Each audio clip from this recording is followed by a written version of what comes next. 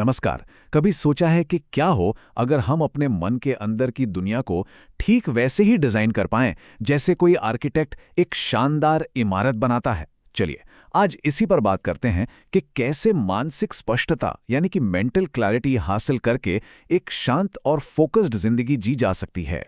क्या कभी ऐसा महसूस हुआ है कि मन में हर वक्त एक उथल-पुथल सी मची रहती है?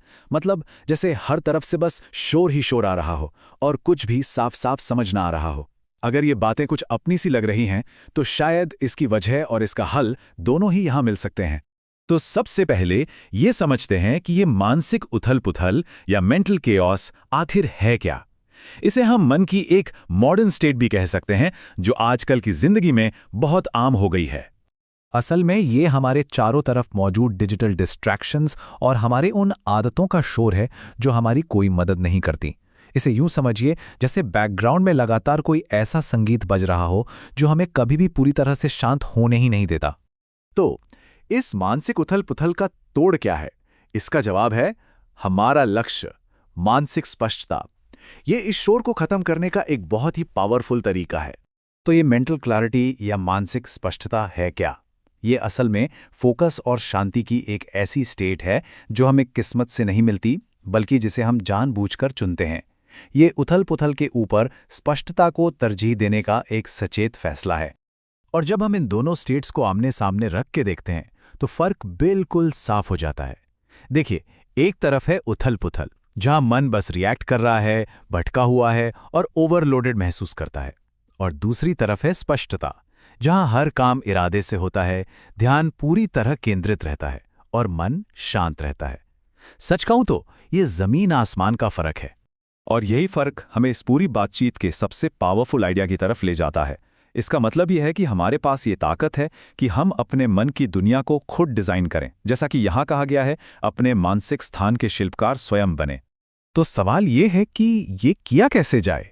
इसकी शुरुआत होती है बदलाव के पहले ब्लूप्रिंट से, यानी अपनी बुरी आदतों को तोड़ना। यही क्लैरिटी की तरफ हमारा पहला कदम है। इसका एक सीधा साधा 3 स्टेप का प्रोसेस है। पहला स्टेप पहचानना, वो कौन सी आदतें हैं जो मन में ये शोर पैदा कर रही हैं। दूसरा स्टेप समझना, आखिर इन आदतों के पीछे की वजह क्या है। क्या ये कोई जरूरत पूरी कर रही हैं या हम बस ऑटो पायलट मोड पर चल रहे हैं।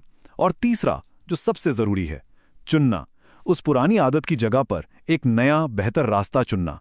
आदतों के बाद जो एक और बड़ा चैलेंज हमारे सामने आता है, वो है सोशल मीडिया का सवाल। ये अपनी डिजिटल दुनिया को नए सिरे से डिजाइन करने के बारे में है। अब यहाँ एक कह सकते हैं एक बड़ा ही बोल्ड कदम सुझाया गया है। वो है क्लैरिटी पाने के लिए सोशल मीडिया को पूरी तरह से हटा देना। हाँ, सुनने में ये एक बहुत बड़ा स्टेप लग सकता है, लेकिन इसके पीछे का जो आइडिया है वो काफी गहरा है। इसे किसी चीज को छोड़ने की तरह नहीं, बल्कि कुछ पाने के लिए एक चुनाव की तरह देखने की बात कही गई है।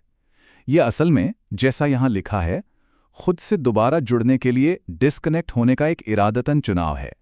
जरा एक पल के लिए सोचिए, अगर वो डिजिटल स्पेस खाली हो जाए तो उसकी जगह क्या कुछ नहीं बनाया जा सकता? शायद कोई नई हॉबी सीख सकते हैं, असली रिश्तों को वक्त दे सकते हैं, या फिर बस वो शांति पा सकते हैं जिसके लिए मन तरसता रहता है।